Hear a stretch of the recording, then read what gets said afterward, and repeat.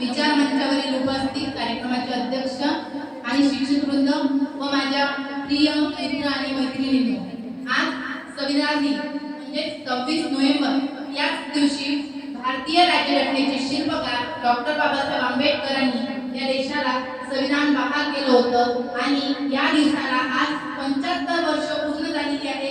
तेव्हा आजच्या या अमृत महोत्सवी आपल्याला भारतीय संविधानाची उद्देश पत्रिका वाचून हा दिवस साजरा करायचा आहे। भारतीय राज्यघटनेचे शिल्पकार म्हणजे डॉक्टर बाबासाहेब आंबेडकर। डॉक्टर बाबासाहेब आंबेडकर म्हणतात की गुलामाला गुलामीची जाणीव करून दिली नाही तर तो पेटून उठणार नाही। 100 वर्ष शेळी म्हणून जगण्यापेक्षा एक दिवस वाघ म्हणून जगा आणि अन्याय करणाऱ्यापेक्षा अन्याय सहन करणारा हा जास्त दोषी असतो। त्याचप्रमाणे life should be great rather than long, म्हणजे तुम्ही किती वर्ष जगले यापेक्षा तुम्ही ते कसे जगले या वर्षा अनेक विचारांनी जागृत करणारे डॉक्टर बाबासाहेब आंबेडकर यांनी याच दिवशी या भारतीय देशाला भारताची राज्यघटना ही समर्पित केली होती। 26 नोव्हेंबर 1949 रोजी मसुदा समितीचे अध्यक्ष म्हणून डॉक्टर बाबासाहेब आंबेडकर यांनी भारतीय राज्यघटनेचे म्हणजे घटना समितीचे अध्यक्ष डॉक्टर राजेंद्र प्रसाद यांना भारतीय संविधान हे बहाल केलं होतं। माझं काही चुकलं असेल तर भाषणानंतर तुम्ही मला सांगा की मी कुठं चुकली, मला सांगा। देव कुठे राहतो? देव मंदिरात राहतो। मंदिर कोणाच्या हाताखाली आहे? मंदिर पुजाऱ्याच्या हाताखाली आहे। पुजारी कोणाच्या हाताखाली आहे? पुजारी ट्रस्टीच्या हाताखाली आहे। ट्रस्टी कोणाच्या हाताखाली आहे? ट्रस्टी राज्य सरकारच्या हाताखाली आहे। राज्य सरकार कोणाच्या हाताखाली आहे? राज्य सरकार केंद्र सरकारच्या हाताखाली आहे। केंद्र सरकार कोणाच्या हाताखाली आहे? तर केंद्र सरकार संसदेच्या हाताखाली आहे। संसद कोणाच्या हाताखाली आहे? तर संसद राष्ट्रपतीच्या हाताखाली आहे। राष्ट्रपती कोणाच्या हाताखाली आहे? तर राष्ट्रपती संविधानाच्या हाताखाली आहे। आणि मला काय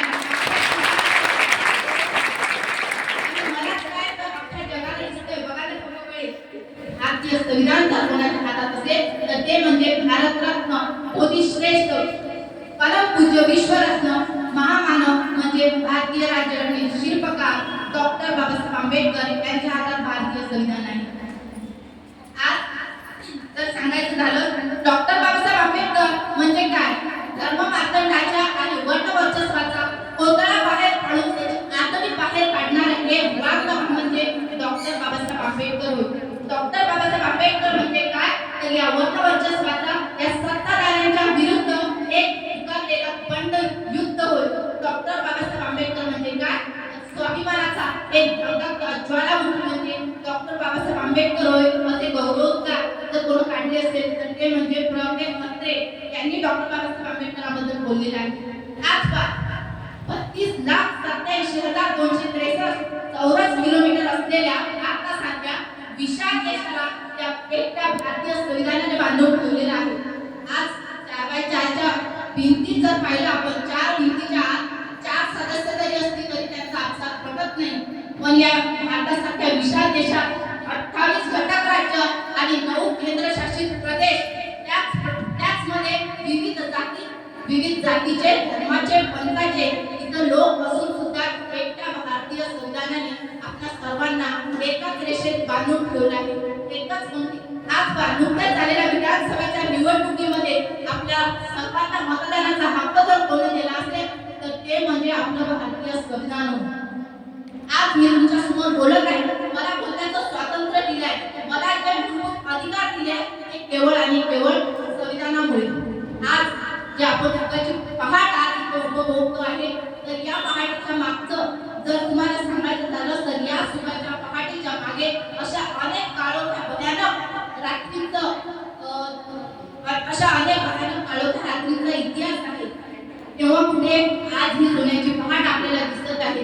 त्या काळोख्या रात्रीचं त्या भयानक रात्रीचं जर वर्णन आज केलं ना तर आज प्रत्येकाच्या अंगावर काटा उभा राहील असं मला सांगावं वाटते।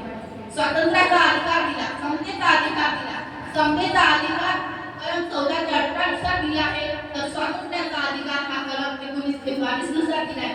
जर आपलं कोणी शोषण करत असेल तर शोषणाविरुद्धचा अधिकार कलम 23 ते 24 मध्ये दिला आहे। तुम्हाला धर्माचं स्वातंत्र्य दिलं आहे ते कलम 25 ते 28 नुसार आपण कोणत्याही धर्माची उपासना करू शकतो, कोणत्याही धर्माचा प्रचार करू शकतो। प्रचार आणि प्रसार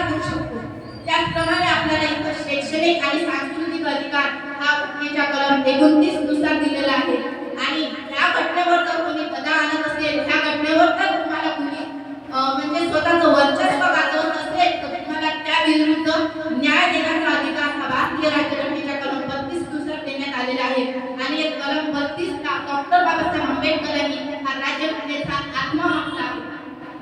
तेव्हा आजच्या या आयोजकांनी मला इथं बोलण्याची संधी दिली तेव्हा मला आणखी म्हणजे जाता जाता एवढं म्हणायचं आहे कि हम नहीं मानते किसी विधि और विधान को. अरे हम नहीं मानते किसी विधि और विधान को, हम मानते हैं तो सिर्फ भारतीय संविधान को. हम मानते हैं आयोजकांनी मला इथं बोलण्याची संधी दिली त्याबद्दल आयोजकांचे सर्वांचे आभार व्यक्त करते आणि इथे सांगते. त्यानंतर भारताचे उद्देशिकेचे पठण करण्याकरता मी आपल्या महाविद्यालयाच्या प्राचार्य माननीय प्रीती पवार मॅम यांना आमंत्रित